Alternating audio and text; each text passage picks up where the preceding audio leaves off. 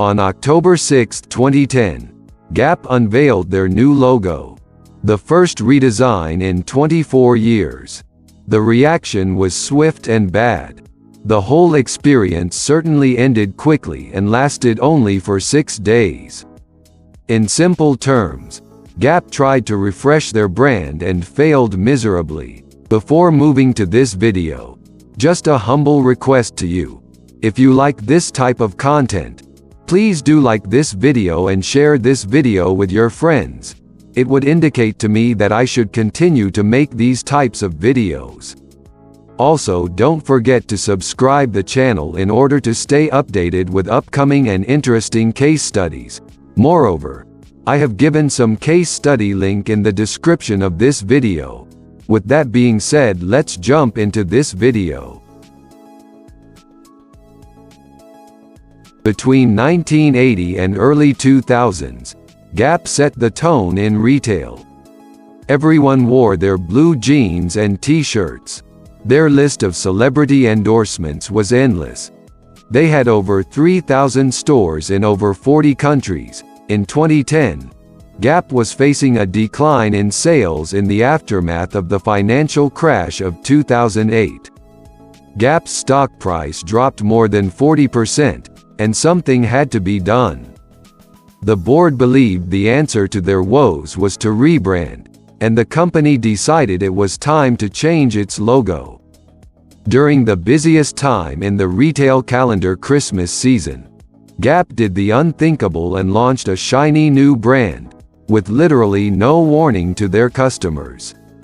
It was just a random unannounced logo, for the sake of being a new logo. Back in 2010, Gap almost committed brand suicide with an untimely and unnecessary redesign, which cost the company millions of dollars and lasted a grand total of 6 days. As the old saying goes, if it ain't broken, don't fix it. The brand was doing great. There was no indication of a change in customer loyalty, brand recognition, or purchasing patterns. The first mistake they made was to do so without any warning. There was no pre-launch campaign, big announcement, or anything like that. They literally got rid of a logo that was 40 years old, recognized by all, and they replaced it with a new, completely different one. Rather than make a strategic shift followed by a signal to consumers, they signaled first, which only served to confuse consumers. People saw the same website, same stores with the same merchandise but with a new logo. It didn't make any sense, and the resulting backlash was instant, as well as intense. Consumers quickly took to social media platforms to express their disdain for the new logo. The online backlash was huge and almost instant. Within a week, more than 2,000 negative comments about the logo were published on Facebook. A Twitter account was set up to protest against the new logo, gathering nearly 5,000 followers.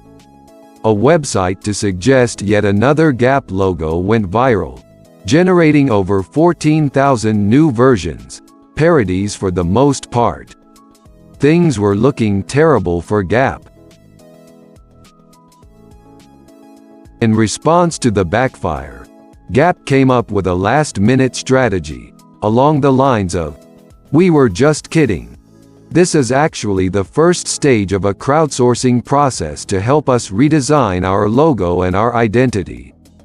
A nice try at saving them from a PR disaster, except they backed out of the new logo instantly. Gap reinstated its original 1990 logo. In response to the move, they stated that much had been learned in the process.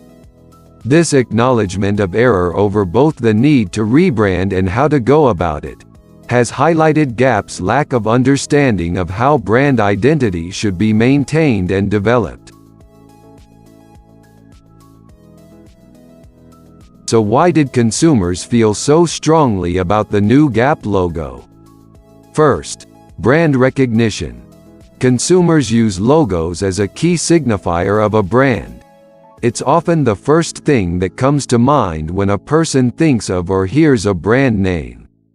The logo, therefore, largely contributes to building brand salience. Changing your logo at the drop of a hat causes confusion and risks depleting any brand awareness that has been built. Second, emotional connections. Brands often underestimate their emotional impact on consumers, particularly their loyal ones. This emotional bond exists because a brand and its reputation have the power to offer a consumer a sense of familiarity and safety about the products they purchase. The logo is a visual indicator of trustworthiness and acts almost as a connection point between the brand and the consumer. Consumers know what they are getting behind the logo. Thank you everyone for watching this content. I hope you like this video. Then please give this video a thumbs up and share this video with your friends. That would mean a lot to me. And do not forget to hit the subscribe button and subscribe the channel for more such interesting and engaging case studies on strategies used by various organizations across the world.